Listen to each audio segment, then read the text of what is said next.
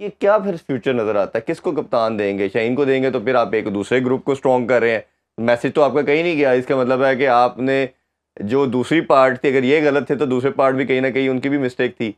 तो सोल्यूशन क्या आप इसको देखते हैं कि क्या होना चाहिए इसमें? देखिए, आपने सही कहा कि जो चेंज ऑफ कैप्टनसी थी इससे शाहीन से लेके बाबर को दी गई, और उससे बहुत ही गलत प्रेसिडेंट सेट हो गया। अगर एक बंदे को आपने कैप्टन बनाया था वाइट बॉल टीम का, तो अगर वो एक ही सीरीज़ के बाद अगर आप उससे कैप्टनसी ले रहे हो, तो इससे बाकी खिलाड़ियों के लिए क्या सिग्नल जा रहा है, या आने वाले कैप्टन्स के लिए क्या सिग्नल जा रहा है? और तो पाकिस्तान का कैप्टन था, कोई मोहल्ले की टीम का कैप्टन था एग्जैक्टली नहीं। तो वो एक अच्छा सिग्नल नहीं था, वो एक किसी भी तरह से एक वाइज डिसीजन नहीं था। तो उसके बाद से ये सारे जब एक बाबर को कैप्टनसी ऑफर की, तो आई थिंक आप सोली ब्लेम बाबर को नहीं कर सकते।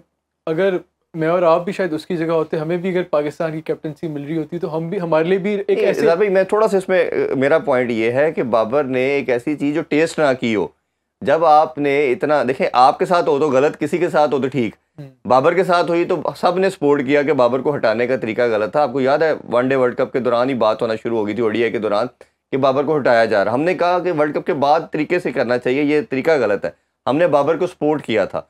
शाहीन के साथ हुआ तो बाबर ने कहा ठीक है, बाबर के साथ हो तो खुद गलत है। तो ये पॉइंट भी तो गलत है ना। बाबर को इधर पहली दफ़ा नहीं कप्तानी कर रहा। पहली दफ़ा अगर करता तो फिर आप कहते हो कि मुझे ये पहली दफ़ा अपॉर्चुनिटी मिल रही है, मैं इसको नहीं वेस्ट करेगा। आप 4 साढ़े 4 साल कर चुके हो। दो आपने वर्ल्ड कप कर लिए, दो आपने एक ओडीआई का वर्ल्ड कप कर चुके, दो आपने एशिया कप कर चुके। तो इतने वर्ल्ड कप या सारे इवेंट करने के बाद आपके अंदर ग्रीडीनेस नहीं होनी चाहिए। आपको मुल्क का या कुछ नेशनलिज्म का भी सोचना चाहिए। देखिए, आप दुरुस्त कह रहे हैं, लेकिन आई थिंक अगर ये एक ऐसा ऑनर है या एक ऐसा पोजीशन है जो कि पाकिस्तान की कैप्टनसी अगर किसी को ऑफ़र की जाए प्लेयर को, तो वो एक बहुत बड़ी उसके लिए एक सेंस ऑफ अचीवमेंट भी होती है और सेंस ऑफ ऑनर भी होती है। तो उस हवाले से इस तरह की ऑफ़र को रिफ्यूज़ करना भी किसी भी इंडिविजुअल प्लेयर के लिए मुश्किल होगा। तो I agree what you are saying कि बाबर को शायद उस टाइम नहीं इस बारे में चीज़ें कंसिडर करनी चाहिए थी, लेकिन आप सोली ब्लेम उस पे बाबर को नहीं कर सकते। मैनेजमेंट को भी शायद उस टाइम पे हाँ उन्हें ऑफर नहीं करनी चाहिए थी ये जी। चीज़, क्योंकि अगर हम सिर्फ और सिर्फ बाबर पे ये ओनस डाल दें कि उसको चाहिए था कि वो रिफ्यूज़ करता या कहता कि ऑलरेडी मैं टेस्ट कर चुका हूँ, तो वो गलत होगा। आई थिंक इट्स दोनों की तरफ, दोनों के पार्ट पे था। अब मूविंग फॉरवर्ड अभी तो हमारी वाइट रेड बॉल की सीरीज़ आ रही है बांग्लादेश के साथ। तो उसमें तो जो गलती हमने शाहीन के साथ की, पहली एक एक T20 सीरीज़ के बाद उनसे जो कैप्टनसी वापस ले ली गई, वही वाली गलती हमें शान मसूद के साथ नहीं जी। करनी चाहिए। शान मसूद ने अभी तक सिर्फ एक टेस्ट सीरीज़ की लीड की है, जो ऑस्ट्रेलिया में गए थे, और उसमें भी ऑस्ट्रेलिया में हिस्टोरिकली कभी भी पाकिस्तान का इतना अच्छा रिकॉर्ड नहीं रहा टेस्ट में। जी। और गालिबन मेरा ख्याल है 20-25 साल हो गए हैं, शायद 30 साल हो गए जब हाँ, लास्ट टेस्ट हम वहाँ पे जीते थे। 94 में जीते। 94 में जीते थे।